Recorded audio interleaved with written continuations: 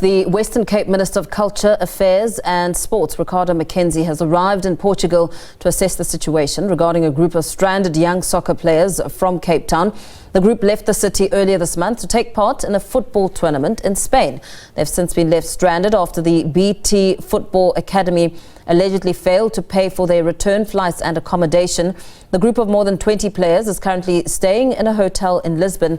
In a statement directed at the families, Mackenzie says he's currently with the children and everything is being done to ensure their safe return. He says the provincial government decided to step in because the children's well-being comes first. For more, we're joined by mother of one of the players who went through this ordeal, Hayley Harper. Hayley, very good evening to you. Welcome to the late edition. Thank you for your time. I mean, this was meant to be one of those life-changing experiences for these young soccer players to only end up being really frustrating and nerve-wracking. Talk to us about what your son has gone through.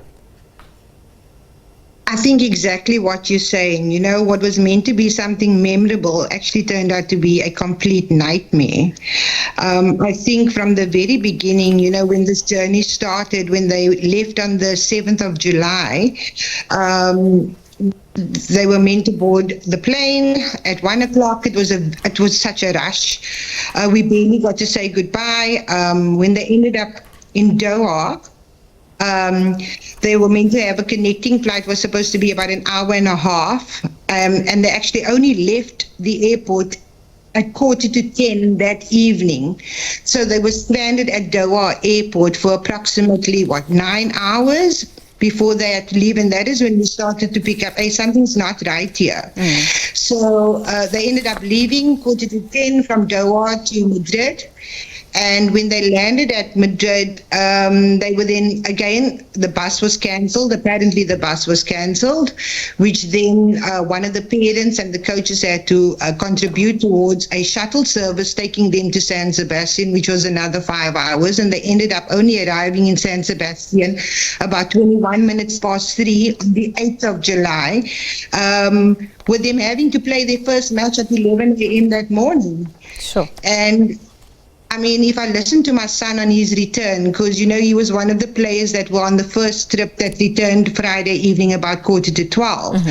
And the things that he shared with us was beyond comprehension. Yeah, what did he say? I mean, he spoke about them having to play on empty stomachs. They didn't get breakfast. All of that was included in the fees or in the money that we paid as parents. They were taken with a shuttle. They played at 11 a.m. that morning in a 38-degree heat. So being mindful that if you haven't eaten anything and you haven't had a good night's rest, how are you supposed to play at your very best? So the afternoon after the game, they were taken on an excursion, only to have their meal at the very first time in the evening. So, and I mean, if you really think about it, you know, there were 900 teams in total at this Dynasty Cup, and it was the very first time that a South African team participated in something so big. Yeah. So so my son's group was the under-19s, and out of 256 teams, they came to the top 16 or 16 playoffs, or the final 16 group, which was an amazing achievement of which we should have been celebrating that. And I mean, look what we are celebrating now. Yeah. The safety return of our kids home.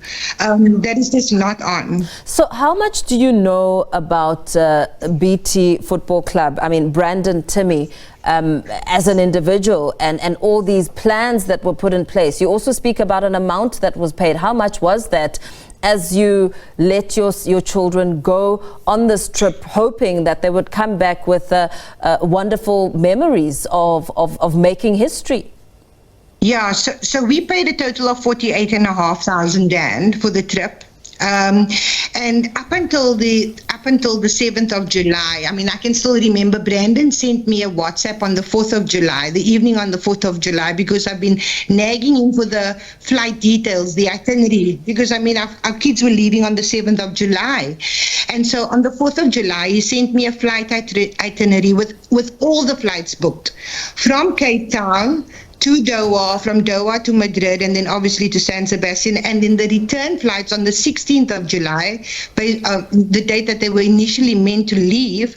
And so that obviously gave me as a parent peace of mind. I mean, my son was playing for the academy since 2023.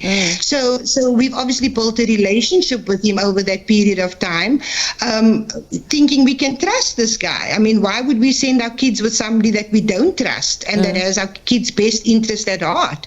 And so obviously when things went a bit skewed, when we found out that the flight in Doha didn't leave as per the itinerary received, something was a bit fishy. Yeah.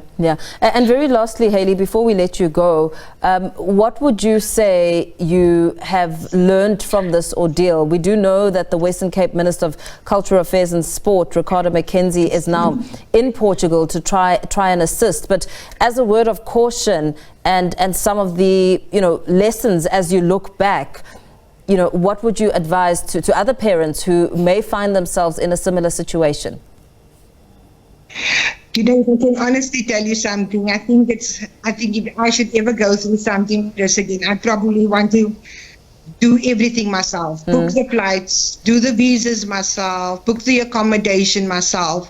And it's sad that Brandon has now done this, has caused this kind of reaction. We should be trusting these academies with the potential of our kids having an opportunity overseas. But what he's done now, he's created a distrust. So can we trust any future teams or academies taking our kids overseas and not having a peace of mind that we were actually involved and we actually have the proof for ourselves? So I think in my mind, doing it yourself as a parent and then providing the information. So where's it going to be? Okay, guys, we'll do it ourselves and we can check up and follow up and do the necessary due diligence that we need to do. Yeah, absolutely. Thank you so much for speaking to us this evening. Hayley Harper, who's one of the parents of the young men who were part of this tournament that took place in Spain.